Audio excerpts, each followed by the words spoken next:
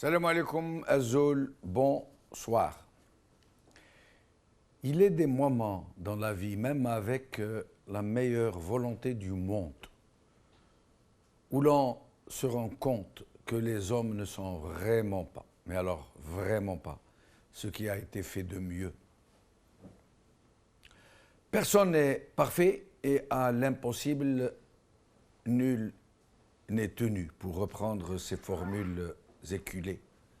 Mais quand la méchanceté, la cupidité, l'hypocrisie, la soumission inconditionnelle au plus fort contre le plus faible, quand ces, quand ces dispositions quasi naturelles chez certains deviennent des valeurs qui trônent sur les frontons de la République et au plus haut des minarets, alors, malgré l'écœurement, la lassitude, l'amertume que ces perversités nous inspirent, nous ressentons comme un besoin de hurler notre colère avec parfois l'espoir fou, irraisonné, que cette colère se transforme en cri de ralliement pour que les avant-gardes égarés, dispersés par les vents mauvais, puissent se retrouver, se reformer,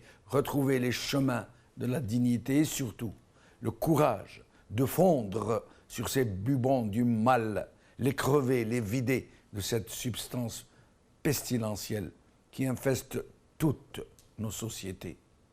Basta, barakat. Nous sommes fatigués de subir l'ignominie, de devoir accepter l'inacceptable, d'assister impuissants à la gangrène de notre âme, de notre humanité. Le temps doit venir de choisir son camp et d'assumer son choix. Nous ne pouvons plus continuer ainsi à vivre dans ce no man's land des vertus, dans ces espaces gris où tous les chats sont gris, où rien ne transparaît de nos vrais engagements, de nos vraies natures, de ce que nous voulons vraiment, sans chercher à le dissimuler par des mots menteurs. Basta, barakat. Mais quelle est donc cette vie que nous ne vivons pas, cette vie dont nous usons pour ravager celle des autres, cette folle errance de nos énergies, cette vie qui n'est pas la vie, où nous nous lamentons sur un passé mythifié, emberlificoté de mensonges, où nous rêvons d'un avenir plein de fric, même sale, même sanglant, plein de sang, celui des plus faibles.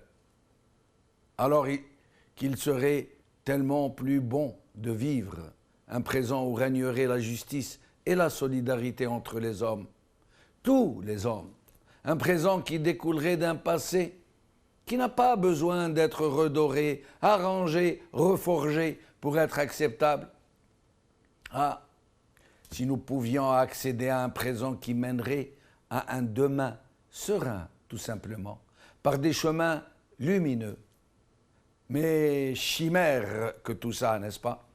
Niaiserie soporifique, penseraient d'autres, et ils auraient raison, puisque la hiérarchie des valeurs s'est juste inversée, et que les avant-gardes égarés, dans le brouillard des jours, ne retrouveront jamais leur chemin.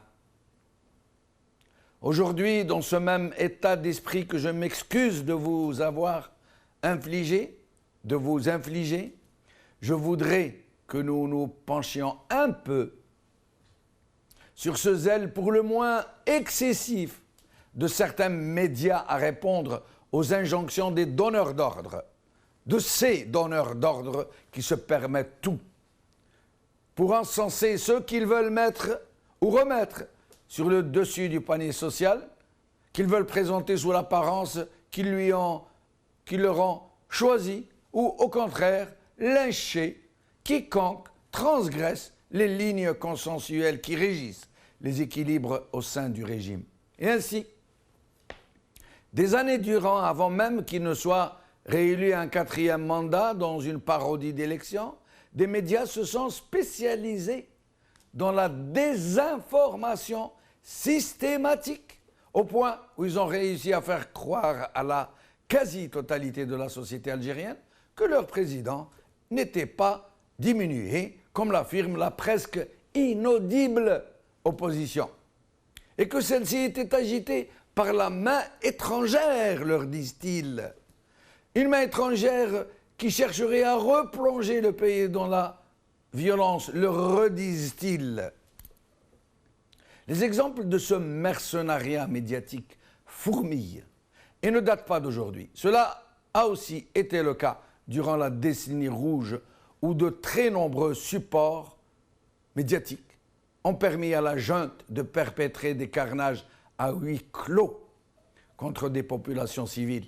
On connaît tous la fameuse formule de ce politicien qui avait affirmé alors publiquement qu'on ne fait pas de guerre avec des gants blancs. Mais cette compromission n'est pas comparable à celle que nous observons aujourd'hui, pour d'autres raisons. Aujourd'hui, la formidable manne financière aidant, les clivages se sont creusés et les penchants naturels se sont accentués. Un jour, un patron de presse m'avait dit que la politique n'avait pas d'état d'âme. En fait, dans son esprit, dans sa tête, politique devait signifier pognon, puisque grâce à ses connivences avec le régime, et alors qu'il ne mériterait même pas de tenir une épicerie, et Dieu sait combien j'ai raison, il est devenu riche, il voyage, il tient salon, rencontre régulièrement les plus hauts dirigeants du pays et fait plein d'affaires avec plein de requins. L'accointance de la presse algérienne avec le régime, qui assassinait les Algériens, reste discutable malgré tout. Et il faudra bien que nous en discutions un jour, parce que les circonstances étaient terribles, les horizons étaient noirs et personne ne savait ce que nous allions devenir. Les comportements et les attitudes étaient pris dans une sorte de bourrasque existentielle. On ne savait plus qui tuait qui, ni même qui était qui. Aujourd'hui, l'idéologie, les convictions, quelles qu'elles soient, n'ont plus cours. Les comportements et les attitudes des médias qui s'expriment à l'injonction ne reposent sur rien d'autre que sur le fric, le désir de plaire au maître de l'heure. Parfois aussi, il faut le dire, parce que le régime use de chantage, parce qu'il tient les patrons de presse, parce qu'il peut les mettre sur la paille, voire même les jeter en prison. Alors, disent-ils, en aparté, à la guerre comme à la guerre. Quand on leur demande d'encenser Rabrab, ils le portent au nu. Quand on leur demande de l'accabler, d'en faire l'ennemi public numéro 1 de l'Algérie, ils y mettent un zèle que même leurs commanditaires n'espéraient pas. Pareil pour Chekib Khalid. Quand on leur a demandé de le traîner dans la boue, ils l'ont plongé dans le cloaque, dans l'égout. Et quand on leur a demandé de le réhabiliter, ils en ont fait le Messie attendu. El Mahdi el-Muntazar.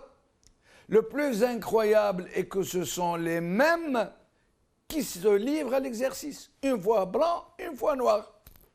À l'exercice et à l'exercice inverse. Aujourd'hui. Liberté.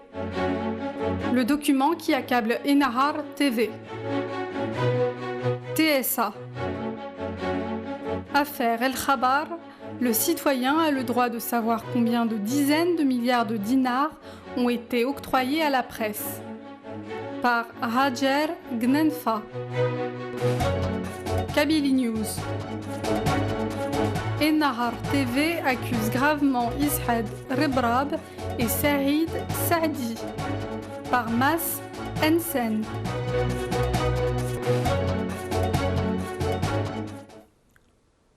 Avec nous aujourd'hui pour en parler, par ordre alphabétique, comme d'habitude, Saïd Akhnin, militant pour la démocratie et les droits de l'homme, Saad Bouakba, journaliste, Saïd Chekri, directeur de la rédaction du journal Liberté. Mais nous allons commencer par Saad Bouakba. Saad Bouakba, merci d'avoir accepté notre invitation. Merci. Saad Bouakba, je vais commencer par une question un peu parallèle. يا هل ترى في رايك ما جاش الوقت باش تصرى شغل ثوره صحفيه une révolution de journalistes pour changer les choses؟ يعني ما جاش الوقت باش ننفضوا الغبار على ارواحنا، باش نتحركوا باش نخرجوا من هذه الاهانه الجماعيه لكل الصحافه؟ والله هذا السؤال تاعك كتبته منذ 5 ساعات، من الان كتبته هو موضوع العمود تاع غدوه. يعني ما كنتش نعتقد بلي راكم راح تعيطوا لي، وهذا هو الموضوع. ربما هذه قضيه الخبر ستكون بدايه النهايه لهذه المظالم اللي استمرت تقريبا ربع قرن وهي تتم حول الاعلام منذ فجر التعدديه الاعلاميه اللي جاء بها دستور 89 والتي كانت سبب في ميلاد صحافه الى حد ما مستقله او خاصه، كانت قاعده لكي تتطور الى صحافه حقيقه مستقله تخدم البلد ولا تخدم السلطه، تخدم الوطن، تخدم الامه، تكون اساس في تحسين تسيير البلد وليس اساس للتغطيه على نقائص التسيير كما كان في نطاق الحزب الواحد. ولكن مع الاسف في العشريه الاخيره عمليه المطرة كانت سيستيماتيك، كل صوت يخرج على نطاق المطالبه بحريه الراي وبمحاصره الفساد وبتحسين سيره البلد. كل صوت من هذا النوع كانوا يسلطوا عليه العذاب، سواء بالابعاد او بالتهميش او بالازعاج الاقتصادي او حتى بالمحاصره والاتهام بالاعمال للخارج وما الى ذلك من الاوصاف. حقيقه قضيه الخبر الان فرحت الى حد بعيد هذه السلطه كيفاش انها عدوه للنجاح. هذه المؤسسه تتلوها في بدايه التسعينات مجموعه من الشباب خرجوا من رحم الصحافه العموميه في ذلك الوقت. مجموعه من الشباب كان اعمارهم من 30 و35 وما يتعداش 40 سنه، راحوا داروا الاجور تاعهم وداروا مؤسسه هي الان اكبر مؤسسه في الوطن في الاعلام. يعني حقيقه تجي هذه السلطه بهذا الوزير ويحاولوا يحطموها لانها تجحد. علاش؟ لانها قال لك هذه المؤسسه اصبحت انكونترولابل، ما يمكنش مراقبتها باجهزه الدوله، سواء عن طريق الطباعه اللي تخلصت منها او عن طريق الاصرار اللي عارف ماهوش بحاجه اليه. والان جاوا قالوا حتى الملاك، هذا الشباب اللي 25 سنه هم يتعبوا على مؤسسه باش توقف على رجليها، جاوا لهم وقالوا لهم ما عندكمش الحق تتصرفوا حتى في املاكهم، يعني تبيعوا ولا ترهنوا ولا تديروا كذا، لا، عندكم الحق فقط في الموت انكم تقبلوا نقتلوكم بسوء التسيير تاعنا وبالتعسف في استعمال السلطه وبمجاوزه الاعتداء على القانون. هذا هو الحق فقط اللي لازم تخضعوا. ولكن سعد بوعقبه بغض النظر عن قضيه الخبر كمؤسسه، نتكلموا على الصحفيين الزملاء نتاعنا اللي اليوم راهم قاعدين يعانيوا في واحد الحاله يعني اللي اهانه يعني سي دو لاندينيتي، سي دو لوميلياسيون. ما نجموش نكملوا نقبلوا كيما هك، لازم ننفضوا رواحنا. لماذا الصحفيين ما يتنظموش باش يقولوا لا لهذا ولا هذا؟ يقولوا لهذا للنظام هذا اللي قاعد مدير من الكاركون بيبليسيتير تاع يحيي من يحب ويقتل من يحب كيموس جحا، ويقولوا لا لهذا اللي بدراهم ويجي يحب يفرض روحه ويرجع الصحفيين شغل سيدي بورت بلوم اللي يكتبوا واش يقولوا لهم يكتبوا، ولا الاخرين تاع التلفزيون والراديو ابواق يبرحوا واش يقولوا لهم يبرحوا. لماذا الصحفيين الجزائريين اليوم ما يفرضوش ارواحهم في الساعه كصحفيين كرماء؟ صح، عندك الحق، لان العاجل هو هذا المطلوب الان، ان يخرج تنظيم وطني للصحفيين اللي ياخذوا الاثنين، سواء المال الخاص ولا السلطه الفاسده، لازم يديروهم في خانه واحده. والمؤكد ان السلطه الان تمنع الصحفيين من التنظيم، هي اللي عندها 10 سنين ولا 15 سنه ولا 20 سنه من الان، وهي تشتت شملهم، كل ما يحاولوا يتنظموا تدخل في نصهم العناصر تاعها وتشتتهم وما خلاتهمش يديروا تنظيم مقدود. حتى ونذكرك في زمان الامجيه اللي ولدت قبل احداث اكتوبر كانت نتيجه مظالم ضد الصحفيين، يعني مجموعه من المظالم دارها الحزب الواحد ضد الصحفيين بالطرد وكذا، وانا كنت واحد من الضحايا هذو، واجتمعنا ودرنا في قهوه ودرنا خليه اللي دارت ما يسمى بحركه الصحفيين، وعاونتنا الصحافه الاجنبيه، عاونتنا لو موند ولو فيغارو، وعاد الثالث كان مراسل تاع لا سي هو اللي عاوننا كان ينشر الاخبار تاعنا، وهكذا تشكلت حركه الصحفيين باراليل مع الصحافه تاع النظام الفاسد هذا، واتجاه احداث اكتوبر ولات هذه حركه الصحفيين ولات هي اللوكوموتيف اللي قامت الاصلاحات. حقيقه زعما في نفس الوضعيه تاع حاله البؤس وحاله الفساد الموجوده في اوساط الصحفيين، ولا بد من ميلاد حركه مثل هذه الحركه باراليل مع السلطه ومع الفاسد ومع كل مظاهر الفساد الموجوده في البلاد. اتكلم لنا درك يا ساعد عن هذا الصحافة. أنا ما نحبش نستعمل ألفاظ يعني قبيحة اللي يحرشوها على من يحبوا، وهذيك لما يحرشوها تتلاعب الناس هذوك، ولا لما يوصيوها يقول لها روحي ماذا بك حكي ظهر فلان تروح تحك له ظهره. ونفس الصحافة تحك ظهر هذا اليوم وتغطسه في الزيق وحاشاك غدوة. لا نفس الصحافة أو نفس قناة تلفزيونية. تكلم لنا شوية على هذا الوضع يا سعد بوعقبة. بطبيعة الحال في غياب سلطة الضبط اللي نص عليها القانون اللي تتشكل من الصحفيين المهنيين أصلا، وفي غياب نقابة تاع الصحفيين اللي تقول للناس أمثال هذو حطوا هذا خط أحمر ما تجاوزوش، هذا إساءة للمهنة، وفي غياب سلطه يعني تحشم على عرضها وما تديرش مثل هذه الحاجات. مع الاسف اللي يحصل في هذه القضيه الان حتى قالوا فكوا الديانات اللي كانت تسلط على الصحفيين، الان داروا ديانات باراليل خاص هو اللي يمد هذه المعلومات مثل هذه القنوات التعيسه، وفي نفس الوقت ما ينجموش حتى يعالجوا اعلاميا مهنيا هذه الوثائق لا تصلين، فقاموا حتى التوجيهات اللي كتبوها لهم كيفاش يستغلوا هذه الوثائق لا طوالب، قاموا بنشر حتى الوثائق، حتى التعليمات اللي اعطوها لهم مكتوبه بس كيفاش يستغلوا الوثائق، يعني ما حتى يقراوا ويستغلوا الوثائق اللي اعطوها لهم. دوله تولي تحرك جزء من الشعب على جزء من الشعب، وجزء من الاعلام على جزء من الاعلام.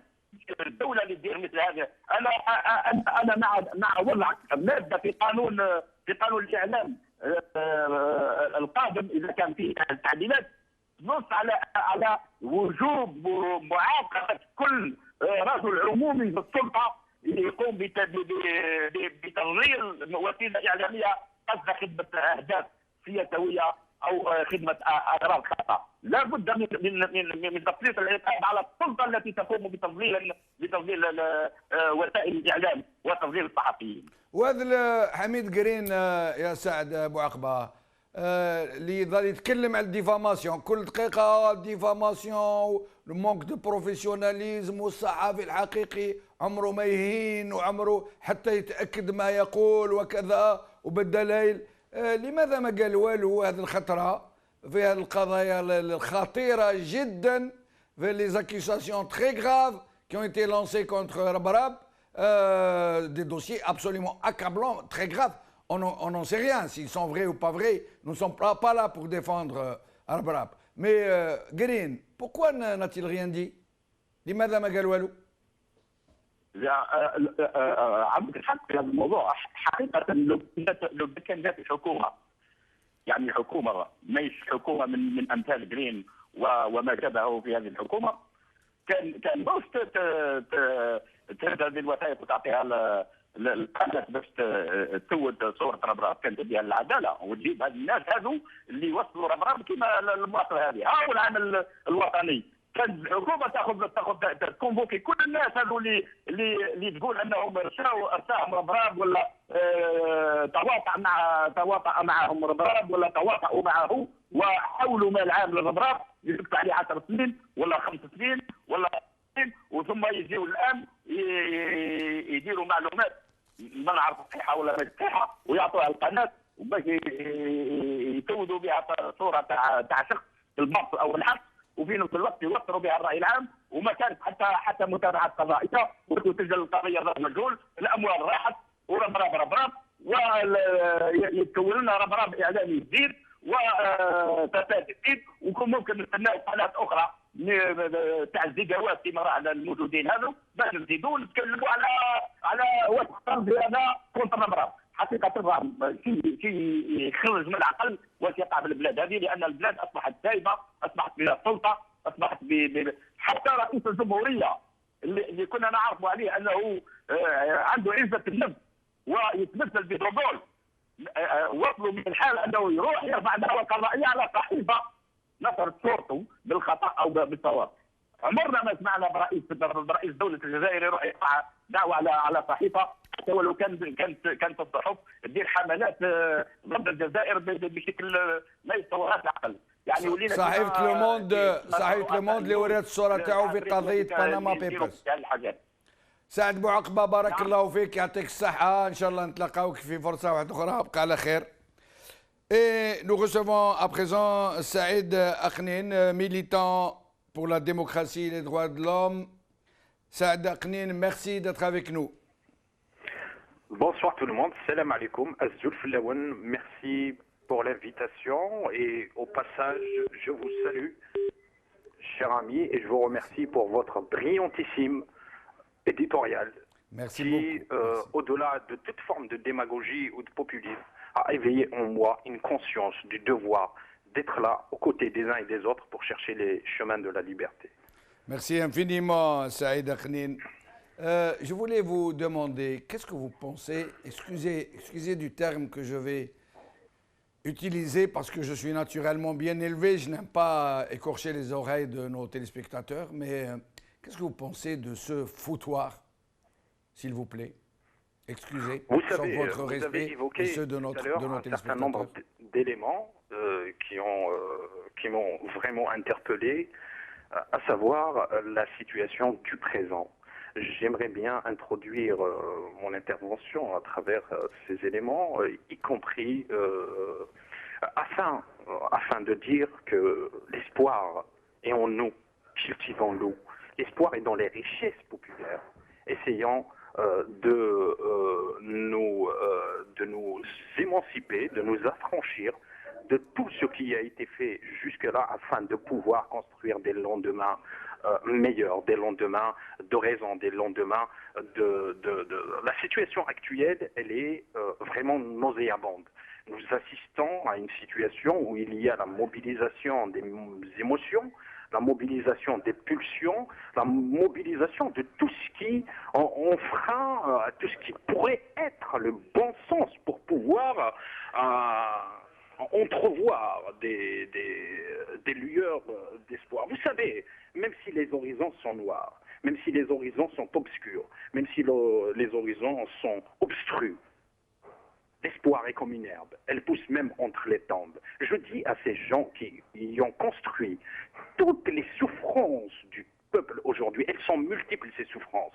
Il n'y a pas qu'une, il n'y a pas deux, et les souffrances, elles sont dans le peuple algérien. Et qui, eux, ils sont déconnectés complètement des réalités. Ils vivent en vase clos, ils vivent dans une certaine forme de bulle, ou à travers leur manigance, à travers les transformations qu'a subi le mode, y compris le mode de leur gouvernance, parce que j'y reviendrai, et surtout par rapport à la presse, parce que la presse, il y a 3 périodes, si j'ose dire, c'est un classement arbitraire. Hein.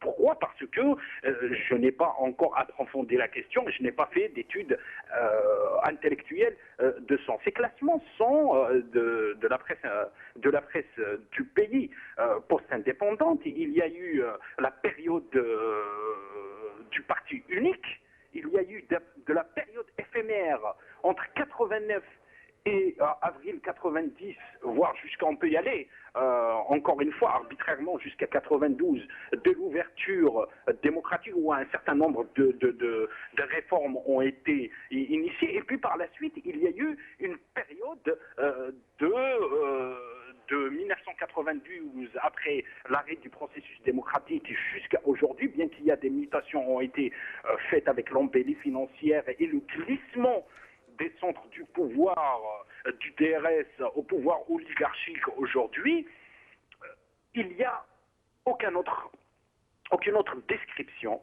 mis à part celle du chaos total. Mais Saïd Dakinine, oui. Ce n'est un secret pour personne que la presse algérienne, qui était dans le secteur public, ou la presse dite indépendante, puis qui a mis un peu d'eau dans son vin, qui s'est dit plutôt presse privée, qu'elle a toujours été prise dans une sorte de carcan d'une façon ou d'une autre entre les mains du régime. Ce n'est un secret pour personne. Elle n'a jamais été vraiment libre, elle n'a jamais mené de véritables investigations. Il n'y a pas de véritable journalisme d'investigation au sens vrai du terme, même si c'est le cas d'un peu tout le monde, hein, pour ne pas être trop angélique, trop ingénu. Mais en ce moment, nous assistons à une dégradation, mais alors complètement hallucinante. Une même télévision, un même groupe de presse à qui on demande de tirer à vue sur quelqu'un, de le réduire en miettes, puis le lendemain, on change d'avis, on lui demande de l'encenser, et il l'encense. Ou alors l'inverse, on prend un Chekib Khalil, un Rabarab, on l'encense, on en fait un grand capitaine d'industrie, celui qui est en train d'exporter juste après son attraque, un homme qui a créé des centaines de milliers d'emplois, presque. Et puis du jour au lendemain, parce qu'il sort un peu des chicanes qu'on lui a fixées, il devient l'ennemi public numéro 1 et on lui sort des dossiers, mais alors effarants. Et c'est les mêmes qui ont fait ceci et cela. C'est quoi ça? Pouvez nous expliquer un peu votre perception de cette situation? Y compris de la presse, et là il y a amalgame, il y a nuance. Mes propos peuvent être interprétés d'une façon maladroite. Je rends hommage à ces milliers de journalistes qui, chaque jour, essayent de faire leur travail avec éthique, avec déontologie, en respectant le lecteur. Parce que la presse sans lecteur est une presse qui n'existerait pas. C'est ça la source de la raison d'être de cette presse. Moi, je dis qu'il y a une connivence ou une certaine forme de transposition du système, y compris dans ces organes qui devraient être vitaux pour la consolidation et l'émancipation du régime démocratique dans le pays. Mais hélas, le rôle ne se joue pas. Je m'incline devant la mémoire de ceux qui se sont affranchis de ce système, à savoir Saïd Mekbel, qui avait même décrit les auteurs de son assassinat, Tahir Djawoud, qui à un certain moment avait compris la problématique, y compris un certain qu'on partage ou qu'on ne partage pas leurs idées, mais ils ont su s'affranchir, ils ont su s'émanciper. Aujourd'hui, cette presse, elle obéit aux injonctions du moment. C'est un système schizophrène, c'est une pathologie profonde, dédoublement ou même triplement ou même quadruplement de personnalité entre ce que le système écrit et ce qui le produit, ce qu'il fait sur le terrain. C'est complètement antinomique, c'est complètement étanche, c'est contradictoire. Et la presse, je pense qu'elle n'est pas exempte, justement, mis à part certains qui sont des électrons libres, elle n'est pas exempte de cette pathologie où, à un certain moment, on reproduit les mêmes pratiques du système. Mais là, parfois, les organes de presse, quand ils ont Pour certains, quand il y avait eu la loi de l'information en 1990 et approuvée en avril 90, la majorité des patrons de presse, sinon si ce n'est pas la quasi-totalité, étaient des anciens journalistes du parti unique, qui étaient des parafonctionnaires. Comment se fait-il que ces gens-là pourraient éventuellement avoir une certaine autonomie par rapport à ce qui a nourri leur psychisme, leur psychologie, leur mode opératoire, leur mode de fonctionnement pendant des décennies? Ce n'est ni facile ni évident. Maintenant, il y a une autre carte de chantage que le temps a basculé, c'est-à-dire le pouvoir informelle et la redistribution informelle de la rente, elle est entre, dans les années 90, elle était entre les mains de l'armée et du service d'espionnage du peuple, c'est-à-dire le DRS. Aujourd'hui, elle est entre les mains de l'oligarchie. Mais cette oligarchie, elle impose à ses organes de presse non seulement une ligne éditoriale, tout comme le pouvoir, la présidence, le pouvoir plutocratique, la mafia, il y a des connivences, il y a des interactions, ils imposent une ligne éditoriale, ils imposent une certaine forme d'absolution ou de culpabilisation des auteurs. Sinon, comment se fait-il? Coluche, vous savez, disait la politique c'est facile, il suffit juste de ne pas avoir la mémoire. Et là le problème c'est que le peuple algérien, grand qu'il est, grand est son avenir, grand est son devenir, grand est son présent, grand est cette détermination à faire sortir ces malfrats. Parce que moi je n'ai pas peur des mots, je les utilise à bon escient et j'assume les conséquences. Ces malfrats, ces voyous de la République. Parce que de la République, c'est-à-dire un arrêt public, c'est pas la République. Mais Saïd Dakinine, excusez-moi d'interrompre un tel réquisitoire qui me, franchement, qui m'emballe et avec lequel je suis totalement d'accord, et avec lequel j'adhère totalement. Mais dites-moi, la plupart des jeunes journalistes d'aujourd'hui qui sont mis au front de ces attaques qui consistent à régler les comptes des uns et des autres, ces gens-là n'ont été ni dans le secteur public dont vous parlez, ils n'ont pas été recyclés, ni même utilisés pendant la décennie rouge, puisqu'ils n'étaient pas encore journalistes à ce moment-là. Ce sont de tout jeunes journalistes qui sont mis au front des règlements de compte et qui vont alors à cœur joie, et qui s'y donnent à cœur joie. Comment expliquez-vous que toute la corporation, lorsqu'elle ne se compromet pas elle-même dans ce genre d'attitude, se tait, observe un silence presque complice? Vous savez, dans le pays, il y a d'abord principalement, c'est la cause principale, un problème de légitimité. Maintenant, effectivement, quand vous le dites, je crois que c'est ça la question, il y a des jeunes qui s'adonnent à quelle joie. Moi, je disais tout à l'heure qu'il y a un processus d'aliénation, il y a un processus de mobilisation des pulsions afin d'aliéner le peuple, afin d'aliéner y compris cette corporation. Maintenant, nous allons parler de la responsabilité individuelle et collective. On dit la yughayyiru Allahu min qawmin illa ma yughayyiru bi anfusihim. Il est vrai que certains devraient se prendre en charge, mais c'est encore beaucoup plus complexe. Et là, la complexité d'Edgar Morin, le philosophe de la complexité, prend complètement son sens. Dans quels attributs? C'est que pour certains, c'est leur gagne-pain. Mais faudrait-il aussi créer les conditions nécessaires pour s'affranchir de ça, pour que ça ne devienne pas un élément de chantage? Vous savez, moi j'ai des amis journalistes, je leur ai posé des questions sur des licenciements abusifs. C'est l'une des corporations où le licenciement se décide par le cauchemar d'un patron et s'exécute le lendemain par l'abandon de sa maîtresse. Excusez-moi pour le terme. Et là, c'est une vérité et il n'y a aucun moyen d'y parer à ça. Certains, on ne les condamne pas, mais on essaye de comprendre cette problématique très complexe. Et là, comme certains l'ont dit, ce système est irréformable. Ce qu'il va falloir, c'est une rupture radicale et une refondation du système. Dans quel sens? Parce qu'on assiste aussi à la mobilisation d'un certain nombre de concepts pour pouvoir les galvauder. La liberté de la presse. Y aurait-il une liberté de la presse sans pour autant qu'il y ait les libertés d'organisation, les libertés d'association, la liberté de créer une association?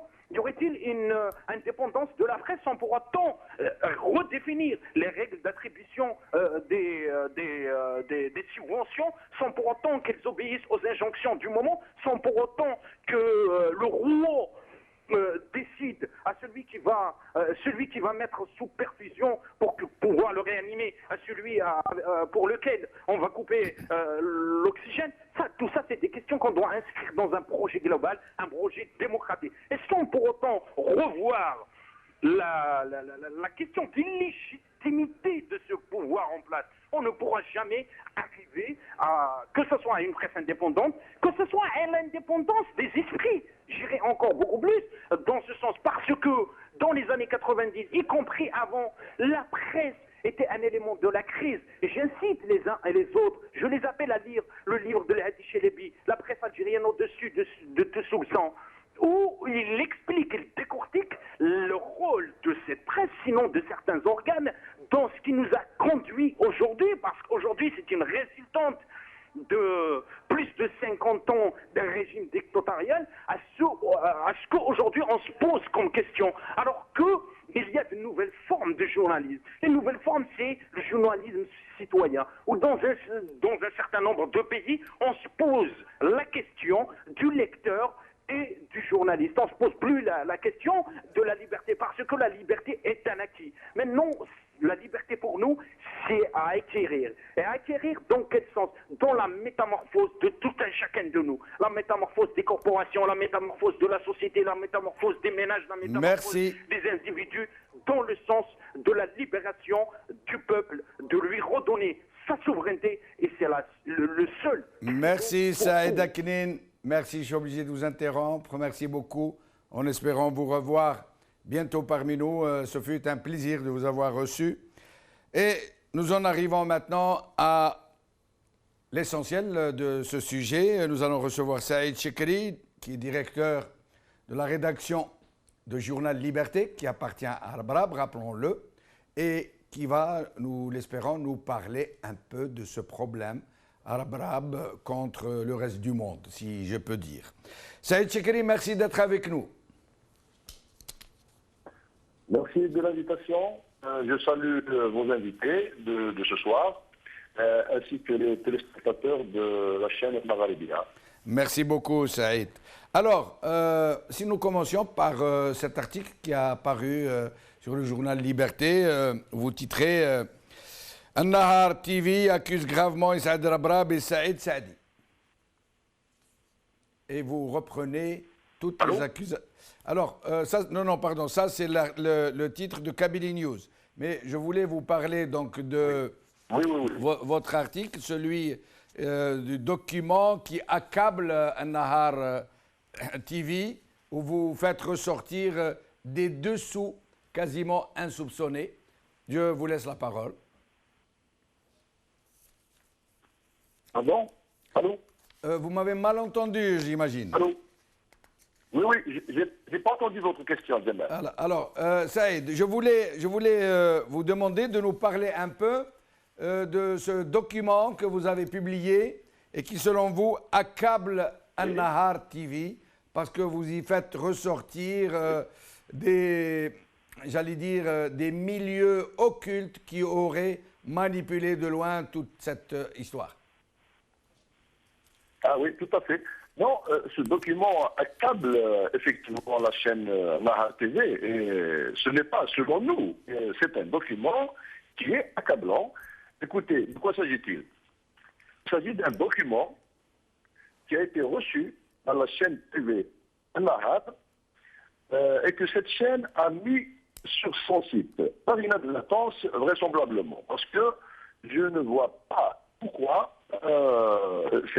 En quoi consiste en fait le document? C'est une suite d'instructions, d'orientations, d'indications, de pistes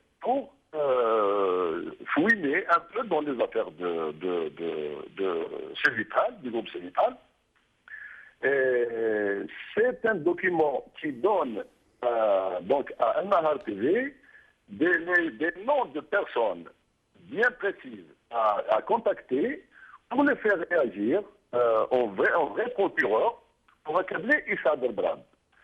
Moi, je ne connais pas, depuis que j'exerce ce métier, je n'ai jamais connu un tel procédé, qu'on reçoive des instructions de quelque part, disons, d'une personne occulte, ou d'un groupe occulte, ou d'un clan occulte, je ne sais pas, pour vous dire ce que vous devez faire. Comment attaquer? C'est précisément écrit comme ça. Il faut l'attaquer comme ceci. Il faut frapper comme cela. Par exemple, je vous interromps un instant, Saïd Chikri. Alors vous dites justement, en revanche, le scoop est ailleurs. En effet, parmi ces documents, se sont glissés incidemment quelques 4 pages dignes d'intérêt, car elles mettent à nu, de façon désormais irréfutable, l'existence de commanditaires et de donneurs d'ordre tapis dans l'ombre qui ont actionné cette chaîne dans le cadre de règlement de compte contre Issa Delbrad. Et plus loin, et là vous parlez de justement comment on leur dit de procéder, je cite une seule phrase, où l'instruction dit ceci: le cœur de son business, c'est Bjaya. C'est là où il faut frapper. Et je vous laisse poursuivre. Je vous laisse poursuivre, Saïd Chikri. Si ce n'est pas des instructions, comment on peut appeler ça? Si ce ne sont pas des ordres, comment on peut appeler ça? Si ce ne sont pas des injonctions, comment on peut appeler ça? Mais est-ce que ce sont des milieux occultes, non identifiés? Saïd Chikri. Que Al-Nahar TV est désormais mise à nu, est désormais complètement disqualifié pour se considérer, ou pour être considéré comme une chaîne de télévision tel que son directeur l'a présenté, et tel qu'il s'est présenté d'ailleurs lui-même, comme journaliste libre et indépendant, ne recevant de possibles de personne. Est-ce qu'on peut, après cela, considérer que Al-Nahar TV est digne de se considérer comme un média qui peut prétendre à un minimum de crédibilité? Mais Saïd Chikri, pourquoi continuez-vous de dire qu'il reçoit des ordres de milieux occultes, alors que je présume que vous avez parfaitement identifié ces fameux donneurs d'ordre? Ah non, là je vous promets que si on avait identifié clairement, comme vous le dites, le donneur d'ordre, on l'aurait cité, mais bon, peut-être que ça ne tardera pas, espérons-le. Mais Saïd Chikri, nous avons nos propres pistes. Saïd Chikri, ceux qui s'opposent à l'acquisition du groupe Al-Khabar par Rabarab, ils sont connus, ils sont identifiés. Donc ça ne peut venir que d'eux, ou de leur clientèle, ou de leur nervi. C'est évident, il me semble. Oui. Écoutez, si vous parlez en termes de clan, oui, nous avons un petit peu identifié le clan, c'est clair, qui est derrière la chaîne Nahar TV. D'ailleurs, ce n'est pas nouveau. Hein. Ce n'est pas nouveau. On sait depuis longtemps que Nahar TV a toujours obéi à des clans. Sauf que, effectivement, comme vous l'avez si bien souligné tout à l'heure, ce n'est pas toujours le même clan. Voilà. C'est selon la météo. Hein. Voilà. C'est pour ça que, d'ailleurs, vous l'avez si bien dit aussi, il peut arriver qu'on demande à cette chaîne ou à une autre, hein, il y en a des médias de ce genre, il y en a en Algérie, ça ne manque pas, malheureusement. Donc on peut lui demander d'encenser quelqu'un, quelques temps après, un autre clan peut lui demander de l'accabler, et dans les deux cas, évidemment, la chaîne s'exécute, il n'y a pas de souci. Mais sauf que pour cette chaîne spécialement, je peux dire que elle sait tirer son épingle du jeu. C'est toujours moyennant donc de la pub, donc de l'argent. Mais Saïd Chikri... D'ailleurs, si vous permettez, Jamel, vous permettez, Jamel, parce que je viens d'entendre un petit débat complètement, pas complètement, mais partiellement injuste par endroits envers la presse algérienne. J'ai cru entendre tout à l'heure qu'il y a une accointance de la presse algérienne avec le régime. Je crois qu'il faut faire un peu preuve de discernement. Ce n'est pas la presse algérienne en tant que telle qui est coupable d'accointance avec le régime. Une partie de la presse algérienne, c'est sûr. En revanche, vous avez dit que c'était un foutoir. Vous avez utilisé cette expression. Je crois que c'en est un, effectivement. Mais Saïd Chekri, pourquoi aujourd'hui la presse algérienne est devenue un foutoir? Je répète le mot et je l'assume. Oui. Si on en est là, c'est à cause de l'argent sale. Oui, celui-là, il est sale. Que le pouvoir a versé et continue de verser à des journaux créés spécialement à cet effet. C'est-à-dire pour capter l'argent de la pub et en contrepartie polluer la scène médiatique. Parce que la pollution de la scène médiatique est devenue depuis 15 ans, était devenue depuis 15 ans un objectif de ce régime, un objectif du pouvoir. Je crois que là-dessus, il a assez bien réussi son coup, contrairement à d'autres dossiers, notamment sur le plan économique. Voilà. Saïd Chekri, d'abord, je tiens à faire une précision. Oui. Il n'est aucunement question de stigmatiser tous les journalistes algériens. Bien au contraire. Nous connaissons leurs difficultés. Je les connais personnellement pour les avoir côtoyés. Nous connaissons leurs contraintes. Nous connaissons les pressions intolérables qui pèsent sur eux. Ils existent, ces gens, ces hommes d'honneur, ces journalistes intègres, ils existent. Mais par contre, nous devons dire, sans complexe, que la presse algérienne, indépendante ou non, privée ou non, a toujours été dans les chicanes que lui a posées le régime, parce que, d'abord parce qu'elle n'a pas le choix, parce que si jamais elle en sort, elle est vite mise sur la paille, parce que le régime, c'est lui qui dispose de la totalité de la manne publicitaire, même celles privées sur lesquelles il fait pression pour qu'il donne ou ne donne pas à tel ou à un tel. D'abord, il y a ça. Ensuite, pour ce qui est du professionnalisme de notre presse, malheureusement, il faut le dire aussi, est-ce que la presse algérienne, est-ce qu'elle elle a pu mener un véritable journalisme d'investigation sur les carnages qui ont eu lieu contre les populations civiles, sur l'état de santé actuel du président Bouteflika, sur la fortune, sur l'acquisition et les modes opératoires de l'acquisition des grandes fortunes de ceux qu'on appelle aujourd'hui les grands capitaines d'industrie et dont tout le monde sait qu'ils ont fait leur fortune dans les plis et à l'ombre du régime. Est-ce que des enquêtes ont été faites sur l'accointance, sur l'implication de généraux dans le trafic de la drogue? Encore qu'il y a eu un article, mais c'est un article commandé par un clan contre un autre. Et j'en passe de dossiers d'investigation qui se comptent par centaines et sur lesquels la presse algérienne ne s'est jamais penchée. Il faut le reconnaître, Saïd Chekri. Oui, la presse algérienne n'a pas enquêté sur ces sujets et sur bien d'autres d'ailleurs. Oui. Mais cela s'explique. Cela s'explique. D'ailleurs, d'abord en raison de ce que je viens de dire.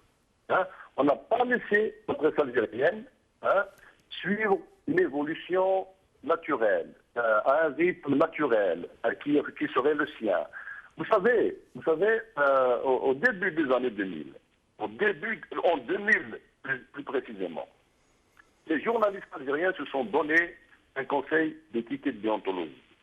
En 1998, les journalistes algériens se sont donné un syndicat national de journalistes. Est-ce que ce syndicat joue son rôle, Saïd Chekri? Les journalistes algériens se sont donné un code de l'éthique. Saïd Chekri, est-ce que ce syndicat des journalistes joue le rôle qui devrait être le sien, celui de défendre la corporation et l'honneur de la corporation? J'y arrive. Oui. J'y arrive. Oui. Non, il ne joue pas son rôle. Bien sûr qu'il ne joue pas son rôle. J'y arrive. Sauf que, par malheur pour l'ensemble du pays, d'ailleurs, alors ça aurait dû être un bonheur pour nous, mais disons-le comme ça. Par malheur, on a eu beaucoup d'argent depuis les années 2000, ces 15 dernières années. Vous savez, les 850 milliards de dollars qu'on a dépensés, que l'Algérie a dépensés, il y a une bonne partie qui est allée spécialement, non seulement pour désarticuler, désorganiser, polluer la presse, mais pour désarticuler, désorganiser et comment dire, et combattre le moindre vœu, le moindre souhait, la moindre volonté d'autonomie de la société, de la classe politique, des partis politiques, des syndicats autonomes. Vous voyez, donc oui. Ce n'est pas facile dans ces conditions-là. À une presse, effectivement, qui sortait déjà d'une période extrêmement difficile des années 90, de connaître une évolution naturelle et d'évoluer pour être une presse à la hauteur des tâches que vous venez de citer, à savoir faire des investigations sur des dossiers sensibles tels que la santé du président pour être dans l'actualité. L'accès à l'information. Vous avez l'information la plus banale, le chiffre le plus banal que vous pourriez demander, que vous pourriez être amené à demander en tant que journaliste au ministère du Commerce, au ministère de l'Industrie ou à n'importe quelle autre institution, vous ne l'obtiendrez pas. Je sais. Vous ne l'obtiendrez pas. Laissons tomber les sujets sensibles. L'accès à l'information est quasi impossible pour les journalistes algériens, à l'information officielle. Je confirme, Saïd Chikri, je confirme.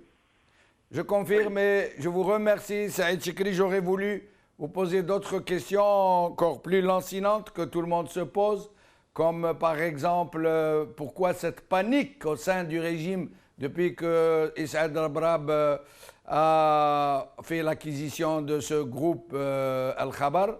Mais j'espère que nous aurons l'occasion dans une autre émission d'aller encore plus avant et plus en détail dans ce genre de questions. Et j'espère surtout que tous nos confrères journalistes, surtout tous ceux qui souffrent comme nous de cette situation, s'uniront et s'allieront contre ces bagarres du journalisme, pour dire les choses comme elles sont. Merci à Saïd Knin, merci à Saad Bouakba, merci à Saïd Chikri.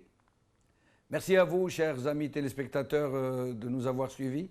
Je conclurai par une question, celle qui est le titre de l'émission d'aujourd'hui. C'est quoi un journaliste?